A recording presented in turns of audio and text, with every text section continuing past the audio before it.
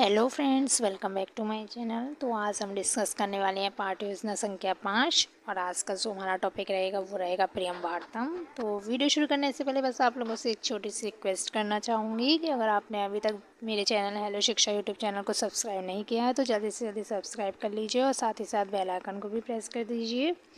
तो फिर चलते हैं, हमारा आज का टॉपिक स्टार्ट करते हैं। तो जैसे कि मैंने आपको अपनी पिछली वीडियोस में बताया था कि पाठ्य योजना बनाते समय कुछ पॉइंट्स ऐसे होते हैं जो हमें सेम एज इट इज़ लिखने होते हैं, जैसे कि दिनांक, कक्षा, वर्ग, विद्यालय का नाम, विषय, प्रकरण, चक्र और अवधि। तो ये सारे पॉइंट्स आप सेम ही लिखेंगे। फिर उसके बाद आएगा हमारा नेक्स्ट हेडिंग शिक्षण बिंदुआ।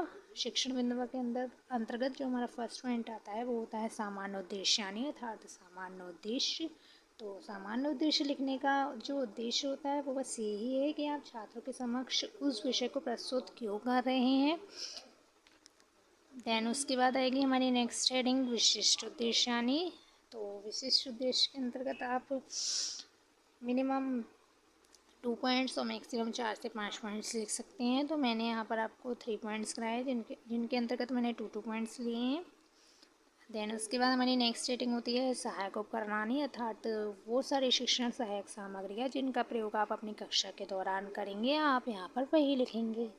फिर उसके बाद आएगी हमारी नेक्स्ट रेटिंग शिक्षण विद्या या प्रविद्या, मतलब पूरी पाठ्य योजना को बनाते समय आप अपने पूरे पाठ को छात्रों के समक्ष किन किन विधियों के द्वारा प्रस्तुत करेंगे, आप यहाँ पर वो विधि लिखेंगे। जैसे कि मैंने यहाँ पर व्याख्या विधि, प्रश्नोत्तर विधि, प्रदर्शन विधि और पाठ्य पुस्तक विधि, ये चारों ही विधियाँ मैंने यहाँ पर प्रयोग की हैं।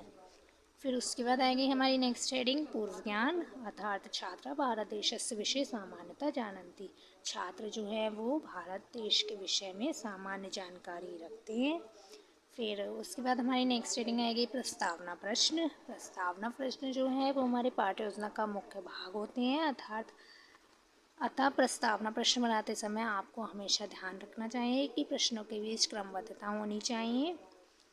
जैसे कि मैंने पहला क्वेश्चन लिया है, वयम कस्मिन् देशे निवसन्ति, हम किस देश में रहते हैं। तो छात्र यहाँ पर उत्तर देंगे भारत देश, हम भारत देश में रहते हैं। तो भारत देश से हमारा नेक्स्ट क्वेश्चन बनेगा कि भारत देशे कानि कानि धर्मस्य जना निवसन्ति, भारत देश में कौन कौन से धर्मों के लोग रहते हैं। तो छात्र यहाँ पर उत्तर देंगे कि हिंदू, मुस्लिम, सिख और ईसाई। तो फिर यहाँ से मेरा थर्ड क्वेश्चन बनेगा ते को भावनाएं निवसन्ति, अर्थात वो किस भावना के साथ रहते हैं, कौन, हिंदू, मुस्लिम, सिख और ईसाई जो हैं वो किस भावना के साथ रहते हैं। तो फिर यहाँ पर छात्र उत्तर देंगे भ्रातृत्व भावनाया।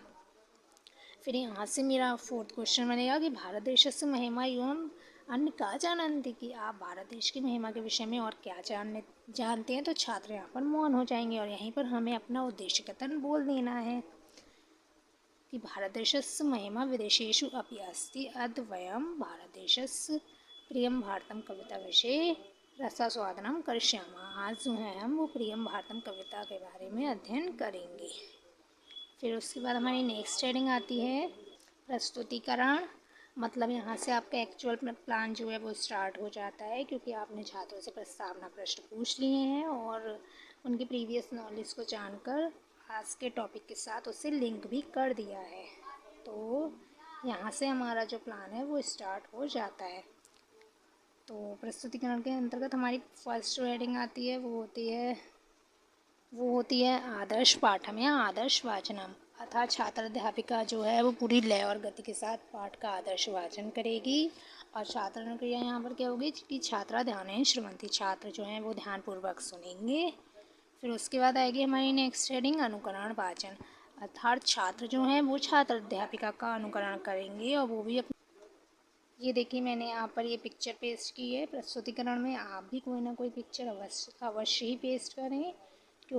फिर उसके बाद देखिए हमारा आएगा नेक्स्ट हेडिंग काठिन्य निवारणम, अर्थात पूरे चैप्टर को पढ़ाते समय आपको जो जो कठिन शब्द लग रहे हैं आप उनके अर्थ छात्रों को लाइन टू लाइन बताते चलेंगे और साथ ही साथ आप उनको संस्कृत से हिंदी अनुवाद भी बताते चलेंगे।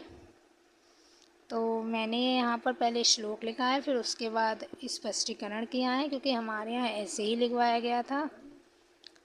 फिर उसके बाद आती है हमारी नेक्स्ट हेडिंग सौंदर्यात्मक अनुभूति प्रश्न, अर्थात आपने जो भी श्लोक छात्रों को पढ़ाए हैं आप उनसे रिलेटेड छात्रों से कुछ क्वेश्चंस पूछेंगे और छात्र यहाँ पर उनके उत्तर देंगे।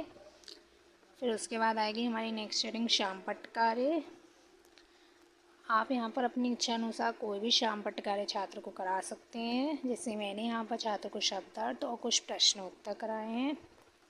शामपट्ट कार्य कराने के बाद हमारी नेक्स्ट हेडिंग आती है शामपट्ट कार्य लेखनम निरीक्षणम कार्यचा, कि छात्र अध्यापिका जो है वो छात्रों से शामपट्ट कार्य लिखने का आदेश देगी और स्वयं वह उनका निरीक्षण करेगी। फिर उसके बाद नेक्स्ट हेडिंग आती है हमारी पुनरावृत्ति प्रश्न, अर्थात यहाँ पर छात्र अध्यापिका पूरे चैप्टर को रिवाइज करने के लिए छात्रों से कुछ प्रश्न पूछेगी और छात्र उसके उत्तर देंगे। देन उसके बाद लास्ट जो हमारी हेडिंग आती है पाठ्य योजना में वो आती है गृह कार्य। आप छात्र को कुछ भी गृह कार्य दे सकते हैं, जैसे कि मैंने यहाँ पर छात्रों को रिक्त स्थान की पूर्ति करने के लिए दिए हैं। तो ये था हमारा आज का लेसन प्लान। आई होप आपको वीडियो अच्छी लगी हो। अगर अच्छी लगे तो वीडियो को लाइक कर दीजिएगा और ज़्यादा से ज़्यादा शेयर कर दीजिएगा।